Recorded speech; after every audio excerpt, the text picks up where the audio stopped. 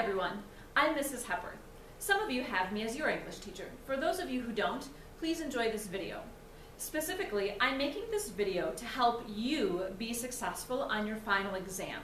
What you're about to see is what your performance should look like. Feel free to take notes, write down questions, and then ask either myself or Mr. Wassmiller any and all of those questions so that you feel confident and prepared for your final exam performance. We really look forward to seeing all of your presentations.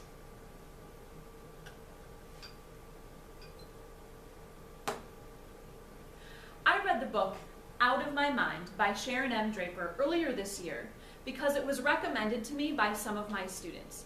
And I'm so glad that they actually recommended the book to me because I loved it. I guess I figured out I was different, a little at a time. Since I never had trouble thinking or remembering, it actually sort of surprised me that I couldn't do stuff. And it made me angry. Melody, an 11-year-old girl in a wheelchair, finally gets an opportunity to make her voice heard through the acquisition of a special computer that talks for her. She navigates the stressful world of 5th grade with added obstacles, but does not let anything stop her from learning and being a part of the academic community. The text structure of this book is really unique because it begins and ends the exact same way, and I love books that do that. I'm not going to tell you how it begins or ends because that would spoil the ending for you, but when I got to the end of the story and I realized that it began the same way, it really made things final and complete for me. You should read this book if you like stories that have a first-person point of view, stories that have young, feisty, strong-willed main characters, present-day settings, realistic characters, easy vocabulary, and an uplifting message.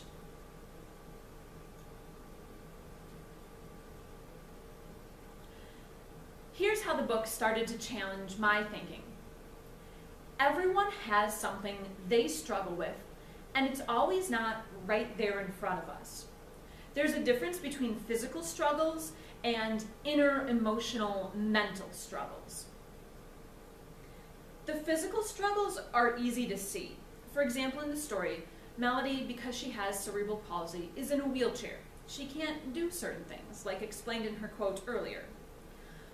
But just because she has a physical limitation does not mean she has a mental one.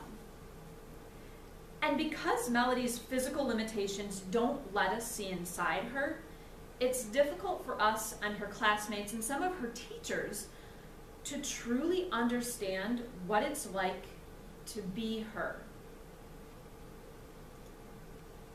Melody struggles to fit in, feel accepted, participate, and to be understood. But don't we all struggle with those types of things when we're young and in high school? We should and need to try and understand a person's situation because it's a simple way to improve someone's life and the world around us. To quote Melody, very early I figured out there were millions of words in the world. Everyone around me was able to bring them out with no effort. Everybody uses words to express themselves, except me. And I bet most people don't realize the real power of words, but I do. Unlike Melody, I have no idea what it's like to not be able to talk or write. It's something that I've always been really good at. Just like Melody, though, I know that words are magical. Once the talking computer is put to use, Melody's joy at expressing her thoughts for the first time is infectious. It made me so happy when her voice was finally heard. To quote Melody again, "Here's the thing, I'm ridiculously smart. And I'm pretty sure I have a photographic memory. It's like I have a camera inside my head, and if I see or hear something, I click it and it stays. Unfortunately, in the story, there are several times where she shows us that not everyone realizes how smart she is. And when she gets frustrated, she has what she calls tornado explosions. She kind of freaks out, and it scares people. Specifically, in her 3rd grade class one day, she's so sick and tired of learning the ABCs for the billionth time that she has one of these tornado explosions. Her mom comes in to rescue her, and her mom explains to the teacher that she should have taken a little bit more of an opportunity to get to know Melody better, because she would have realized that Melody learned her ABCs a long time ago. When I read that scene, it made me so angry that somebody like a teacher who was supposed to help Melody didn't help her at all.